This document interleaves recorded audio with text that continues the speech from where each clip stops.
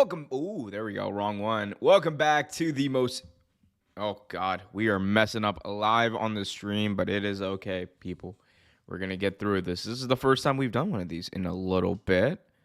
To reactivate, deactivate. Boom. Center this puppy up. Yeah, let's just scroll it down a little bit. Oh, no, it's too far up. Boom, boom. We're getting there. Hey, everyone. Welcome back to the most interactive wrestling show on the interweb. Welcome back to Wrestling with Omer. We are live here at youtube.com/Real Take Wrestling. We've got a whole bunch of interesting news to talk about, namely TNA Wrestling, TNA Total Nonstop Action, is back as of 2024. Impact Wrestling, formerly known as TNA Wrestling, will now once again be known as Total Nonstop Action. They brought back the old logo last night at Bound for Glory. They announced that Hard to Kill, their next pay-per-view event, will be branded as a TNA event. The entire company, moving forward, will be branded as TNA, which to a lot of wrestling fans is quite peculiar, especially when you consider the fact that you have Impact Wrestling, which was the entire basis of that name change was essentially to try to get away from TNA, because everyone believed that TNA was a dead brand. Everyone believed that TNA was, for all intents and purposes, just done and in the ground. We had done everything that there was to do with TNA, yet here we are they rebranded 2013, about 10 years later, and we are once again talking about Impact Wrestling being TNA Wrestling, which, if you ask me, as I tinker with the lighting, we've had some problems in the studio today. But if you ask me, one of the most iconic, runs of wrestling television of all time was TNA back in 2005 to 2008. That is, to this day, one of the most insane runs of a wrestling company I've ever seen. High highs, very low lows, and a lot of just insane wrestling in between. Of course, that great match between Samoa Joe, AJ Styles, and Christopher Daniels. You had the returns, or the debut, I should say, of Kurt Angle in TNA when he came up against Samoa Joe and had those amazing matches against him. Jeff Jarrett, who is someone who I know the internet likes to ridicule, and, rightfully so. Global Force Gold was definitely a freaking scam. But at the same time, he's someone who, 10 years after that and nearly 30, 40 years into his career is still one of the best in-ring guys there is. Like as far as entertaining, he is an entertaining guy. That is no question. Whether or not he's your cup of tea is a whole different thing. But speaking of cup of teas, gotta get going. It's football Sunday, everyone. By the way, guys, if you're just joining us, be sure to hit that like button, subscribe, hit that notification bell. Let me actually do everyone a favor and just quickly see if I can find the press release for this, because that most definitely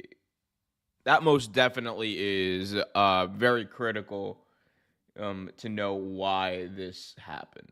So let's open that puppy up. By the way, guys, if you want to guarantee your question or statement is read out on the air, be sure to leave a super chat. Super chats are a great way to stay engaged with the channel and make sure that your voice is heard. Okay. Might have to go to Sean Ross Sapp for this. I know he definitely tweeted it. But let's see. Here we go. All right, so this is the official press release from TNA, and this is peculiar. Oh, it's because I'm not. Okay. Anyone else? Okay, this has. I'm just gonna like rant for a little bit here probably, but I'm really sick of like Google Chrome doing this crap. Um, Fun stuff here as I try to get myself situated on the stream. In the meantime, while I try to find that, Bound for Glory overall was a really good show. That look, Speedball Mike Bailey versus Will Ospreay.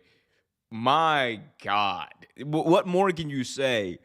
That is the Will Ospreay that I've wanted to see for a while now, and we've been seeing Will Ospreay do some great wrestling. He's become one of the best mainstream wrestlers, in my opinion, that there is. But you always knew that he had the ability to go back to the aerial assassin. Really, like what the aerial assassin was just flying all over the ring, doing these moves out of nowhere. And last night we got a taste of that and then some. Mike Bailey and Will Ospreay put on a match of the year contender. Is it my favorite match of the year? Probably not, but I think it deserves recognition as one of the best matches of this entire calendar year. Um, and we all knew it was going to be good, like because Mike Bailey's been one of the best guys on the Indies for a while. He's come to Impact and he's just killed it. So this was really expected, in my opinion. Oh, that's why that wasn't working. Duh. Oh God, Google Chrome, thou art a heartless. You know what? Let's see. So this is the official statement from Impact Wrestling. I'm going to read it out for everyone here. It says, for immediate release, Toronto, Chicago, that's really funny. Anthem Sports and Entertainment, a global multi-platform media company, announced today that its professional wrestling company, Impact Wrestling, is returning to its iconic total nonstop action TNA wrestling name at, quote, Hard to Kill, unquote, its first pay-per-view event of 2024, which will originate for the first time ever from the Palms Casino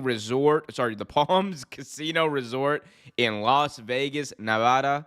The announcement was made Saturday night at the end of the Bound for Glory pay-per-view, which aired live around the world in front of a standing room only crowd in Chicago. Really Cicero, but who's counting? You got it continues to say TNA will launch in 2024 with Hard to Kill on Saturday, January 13th, with a second night of action-packed professional wrestling, the Snake Eyes Extravaganza show at the Palms on Sunday, January 14th. Snake Eyes Extravaganza show will be taped to air on the company's flagship weekly show, Impact, airing Thursdays nights and Access TV at 8 p.m. Continues say, this is a quote from Scott D'Amore, we still hear TNA chants wherever we go. Fans have longed for TNA wrestling, so that's what we're bringing back in 2024. TNA wrestling, we're back. Company officials confirmed that the new year will launch a new look TNA wrestling that runs from the entrance ramp to the turnbuckles, in the ring to larger, more prestigious venues, and much, much more. Further details on TNA Wrestling's return will be revealed on Tuesday, October 24th, when D'Amore sits down for an exclusive interview with Tom Hannafin, that will air on Impact's Facebook page starting noon Eastern on October 24th.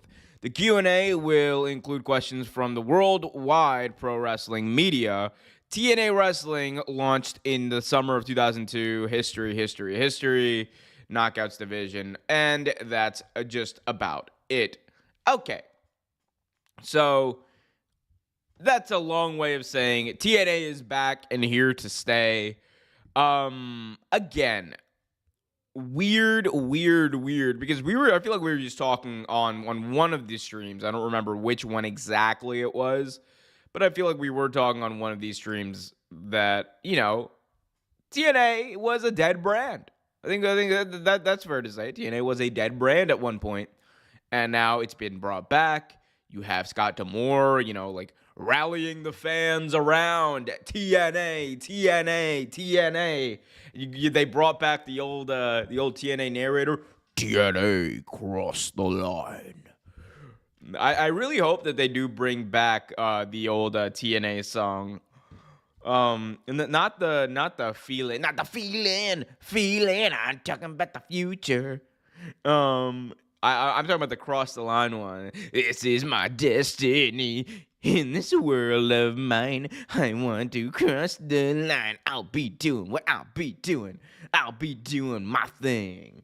You'll be doing what you'll be doing. You'll be doing your thing. Like that was it was crap, but it was good. And that's, you know what? That's like at its essence, right?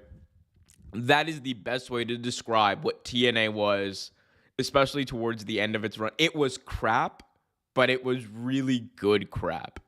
And then it devolved into Dixie Carter Madness, which I don't think many people really liked, but is what it is. It gave us EC3, I guess. But yeah, will this change things for TNA or for Impact TNA? One and the same now. Maybe. I hope so. I think that it's going to take, obviously, it's going to take a lot more than just changing your name. Like, let's be honest here. Like, changing your name and all that kind of stuff, that's cool, and it's going to rile up some fans who have that TNA nostalgia, and that's fine. The real test for TNA is going to be, are you able to invest the money that is necessary to acquire the talent that you need to make your show watchable, which they have already done in droves, and they've built up people. But are you going to be able to, like, finance your way into a situation where you can run more prestigious venues, you can run bigger venues, you can do advertising campaigns, which hopefully bring people out, more people out, I should say, to watch your show? That's the question for TNA. And the answer is a bit complicated because we don't know how much TNA is made. Like, I think we've all been kind of running under the assumption that Impact Wrestling for the past few years under Anthem has not made money. And this has just been kind of like an Anthem project that they have tried to get off the ground. And you know, like, it's gone, like, up and down, which is very TNA. But, man, I don't know. Will this be successful? They're going to have to put a lot of more money and effort around this. I'll tell you this, the marketing has to be spot on. They have got to have impeccable marketing for this. So we'll see. Guys, if you're just joining us, be sure to hit that like button, subscribe, hit that notification bell so you get notified whenever a new video is released. Let's do this real quick. Let's talk about LA Knight. So LA Knight is currently embroiled in a feud with Roman Reigns, and here's my hot take about LA Knight. LA Knight should win a world championship in WWE very soon. Like, I firmly believe that he is not just capable, but he has earned that right as LA Knight. And I think that whether it's the WWE Universal Undisputed whatever championship that Roman Reigns has, or the World's Heavyweight Championship currently being held by Seth freaking Rollins, dude's got to win a belt. Dude has to win a premier belt. And I think there's also a case to be made that he wins Gunther's Intercontinental Championship, and I don't think that would be bad because the way that they built the Intercontinental Championship up is that's a belt that could main event a pay-per-view. The Intercontinental Championship belt is a belt that could main event a pay-per-view, and it's in large part thanks, I should say, to Gunther. It's a big thank you to everyone who has made, you know, that character work. So I think it would be cool if LA Knight went out and was the guy to beat Gunther for the title. Do I think that will happen? I don't know. But at this point, that seems to be the most likely scenario. Because Roman Reigns, I don't think they're going to take the belt off of Roman Reigns. Even though, like, you can make the argument that they should. Even if it's temporary, just take the belt off of him. because he's been kind of stale, and given that he's almost never on TV anymore. But so Roman's kind of out of the question. Rollins is a weird one because they're trying to keep him strong. They're trying to keep him as the fighting champion, but at the same time, a lot of people think that his championship run is becoming stale. A lot of people wanted Shinsuke Nakamura to beat Seth freaking Rollins for the title, and they were well within their right to want that because, honestly, I love Rollins, and I think it was great that they gave him the belt, and I enjoyed his first few matches, but at the same time, now I'm sitting here like, what's next? What are we doing here? And unfortunately, the reality is that at some point, someone's got to beat Rollins for that belt. I would hope that LA Knight is like top of the line to do that. But then again, he's on SmackDown and Rollins is on Raw.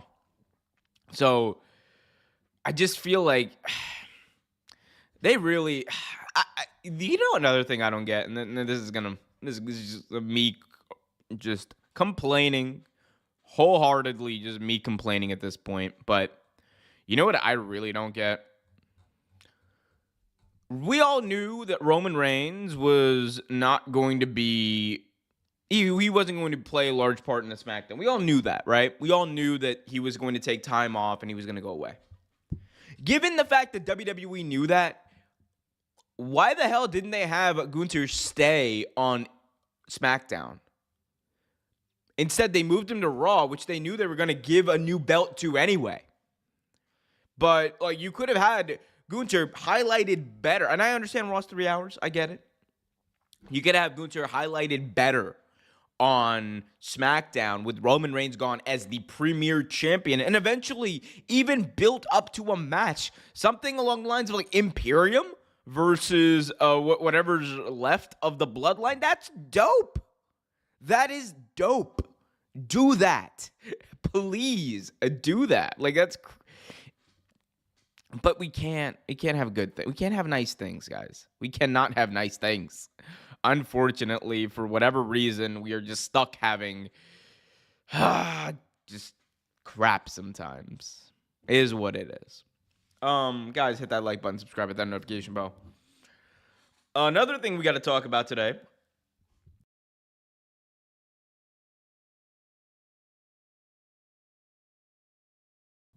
That's embarrassing. Let's see how long that's been for all the live homies. Because if that was a very long time, oof. This is going to sound dog shit on podcast. This is why I need y'all to tell me when I'm not live.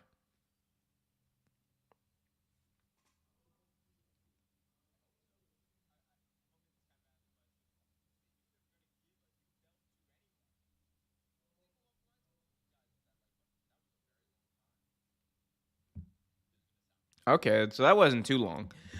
Anyway, guys, Vince McMahon. Let's talk about Vinnie Mac. Vince McMahon has been in the news, obviously, for many reasons. Ari Emanuel reportedly booted him out of power. Triple H now has the creative key to WWE wholeheartedly. Vince McMahon's role in the company has diminished, and we're faced with a situation where we're likely going to get some of the best TV that WWE's produced just because Vince is not a part of it. And if you go back and look at when Vince wasn't in the company and he wasn't really in the fold, that summer of 2022 to early 2023, that is one of the best runs that WWE's had ever, period. Because you have the hottest storyline that you've ever had in the bloodline. You have Roman Reigns, who's the longest running champ in modern history. Adjusted for inflation, he's like the longest running champ, if you ask me. And then, you just have, a roster stacked to the brim with just impeccable talent. And then Vince comes back, and there's this weird up and down thing where, Triple H is in charge, but Vince is giving feedback. Vince is, telling, we can't have Doudrop on TV. What? Who is Doudrop? And Candice LeRae. Candice LeWho? So, yeah, Vince doing Vince things, and he was booted out of power. Apparently, our Endeavor, Ari Emanuel, apparently had enough, and they said, you know what? it's we're done here. We are done here. It's all ogre. I award you no points, and may God have mercy on your soul. Triple H, you're the guy now. And now the pressure shifts to Triple H, because before, Triple H had the excuse when things weren't going well creatively that, oh, well, Vince is still in the fold, and Vince may have done this, Vince may have done that, this may be a Vince thing. Now everything is going to be on Triple H. So every criticism is also now going to be on Triple H. It's not going to go on Vince McMahon. He's not going to get the benefit of the doubt like he used to. So if you're Triple H, the one thing that you should be all in on, the one thing that you should be making sure that you do week in, week out is make logical, entertaining storylines. And I think we've started to do that. I like what they're doing with Nick Aldis and Adam Pearce, trying to build up this tension between Raw and SmackDown, which, like, let's be honest, it makes a lot more sense to have a Raw versus SmackDown thing for Survivor Series when you have two different general managers and it's not just Adam Pearce running things. So I like that, obviously. Another thing that we should talk about is Vince's documentary. So apparently Netflix is doing a documentary on Vince. I believe that it's The Ringer who is producing it. Let's see, Vince McMahon documentary. It's Bill Simmons who, so it's Bill Simmons who's producing it. So the report is that Vince McMahon will not have creative input into his documentary, which I know is, like, now that I say that out loud, it's like one of the most funny things that I've said on this show right after, especially considering what I was talking about before. But Vince is not going to have creative input on his show.